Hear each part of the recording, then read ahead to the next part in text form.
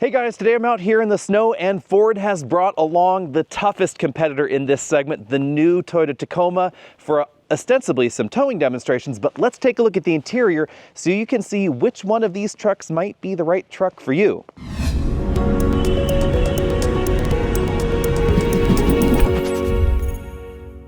The first thing I should do grabbing the camera actually before we get inside is talk about the exterior design. I think I like the exterior design on the Tacoma honestly just a tiny bit more. I like that slightly angular grille there. I think they did a really good job with that design, but notice that enormous air dam down there at the bottom. That has been pretty controversial. It is kind of funky looking.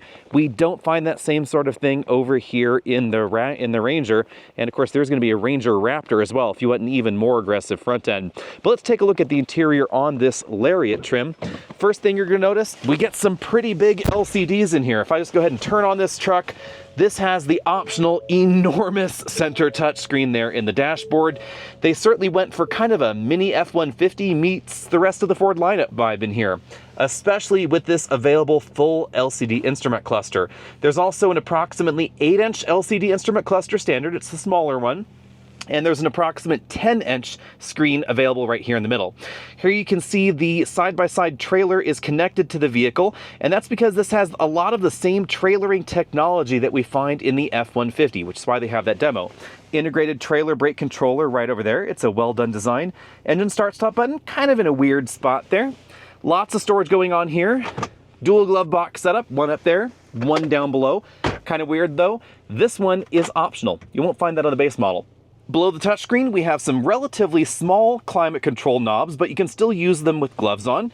Qi wireless charging mat, some storage down there, kind of a traditional shifter. This is going to depend on the model you're looking at. So this has kind of this really interesting joysticky style shifter there, unlock button up front rather than the more traditional shifter you'll see in our other reviews. Manual mode over here on that side. This particular model is the one with the 2.3 liter EcoBoost engine, as you can see right there. And of course, it has four-wheel drive right there. Since this is the Lariat trim, we have some upgraded stitching all the way around, including upgraded upholstery on the seats. Pretty decently sized center console storage area here for a mid-sized truck. Remember, these are generally smaller storage cubbies than we find in bigger trucks. The passenger seat does not have the same range of motion as the driver's seat. We do have lumbar support over there on the passenger side, but the seat bottom cushion does not adjust for tilt, which I think is kind of odd. Moving to the back, we find lots of room back here. Rear seats, they flip up right like that to give us access to that storage area below, and they lock in place without any sort of restraint mechanism right there, and then they drop back down. The seat back here, if I pull this little lever, if I can actually reach that, we have a 100% folding rear seat back here. It will fold completely flat if that front seat is far enough forward. Back here we have our subwoofer, some additional storage space. The jack is all the way tucked over there in that corner, and as you can see, the shoulder belt comes out of that seat back there. Then we get a power sliding rear window. The other thing, not quite inside, that I should mention is we get a wider cargo bed back here. So back here, you could actually put a 4x8 sheet of plywood between those wheel wells that are, of course, covered in snow back there. That is not what's going on over here in the Tacoma. The Tacoma does have the option of a longer bed, but every bed in the Tacoma is going to be narrower between those wheel wells. On the other hand, we do get the composite bed that we found in the Tacoma for a while. You can, of course, get spray-in or slide-in bed liners over there in the Ford, but if you'd rather have a bed that just doesn't rust intrinsically, then you can take a look at that option. Now, moving inside this Tacoma, they did not bring the top-end trim along with them. You can, of course, get the bigger LCD in the dashboard in the Tacoma, but we can see where some of the other features are located. We also get an integrated trailer brake controller, a well-integrated design, a very similar location to the one that we find in the Ford. I think this button arrangement actually looks a tiny bit prettier. The engine start-stop button, it's a little bit easier to locate right up there. It is relatively similar in the model with the bigger LCD in the center and the bigger LCD instrument cluster. You can get the full LCD cluster, of course, in the Tacoma as well. On the passenger side, we don't get a dual glove box setup, but we have a storage tray right there. And then we have a more of a slot style glove compartment here. This is a little bit easier to put larger and bulkier items inside, but we don't have quite as much room as in some of the competition. The climate control knobs in every model, they're definitely on the chunkier side, so certainly easier to use with gloves, as would be some of these more critical controls like the defogger controls, mode controls, etc. Down here we have a place where we can put our Qi wireless smartphone there to charge. There's kind of another spot where you can stick something else. USB power ports there. Toyota has really doubled down on high power USB-C ports, so both of those will provide 45 watts each, or a combined 52.5 watts. So certainly enough to be able to charge some of those larger laptops. And speaking of laptops and tablet computers, we have a storage slot right there where you can stick some of those items in. Over here we have the controls for the four-wheel drive system, slightly different setup there. More of a traditional console shifter there. And cup holders are actually a little bit bigger than the ones that we find in the Ford. Center console storage area, it's relatively similarly sized. Pretty small, to be perfectly honest. If I hop out of this truck, you can see the rest of this interior. We get pretty attractive seats, actually.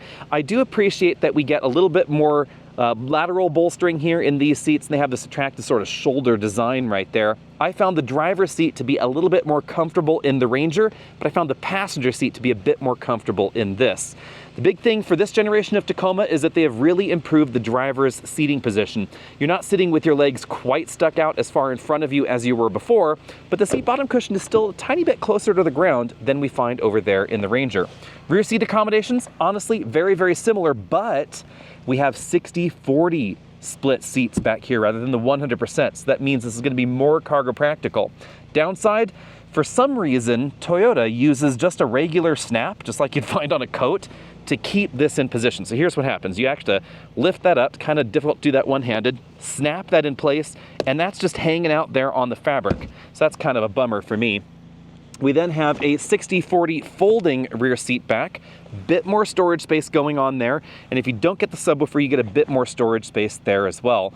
Very similar designs to the seats in general terms, except that the top tether anchor is over here on the seat back itself rather than on the back there. I don't think one is that much easier than the other. Let me know what you guys think about the interior and the exterior design of the Tacoma and the Ranger. I really like where Toyota went with the Tacoma, but I have to admit, if I were shopping in this segment, I might be Team Ranger over here. I like some of the nicer touches that we find on the Ranger, especially the big screens on the inside. I like Ford's software just a little bit better. And then I love the engine options available under the hood. 2.3, 2.7 liter turbo, or a 3-liter twin turbo engine with, of course, over 400 horsepower. So let me know, are you Team Ranger or are you Team Tacoma?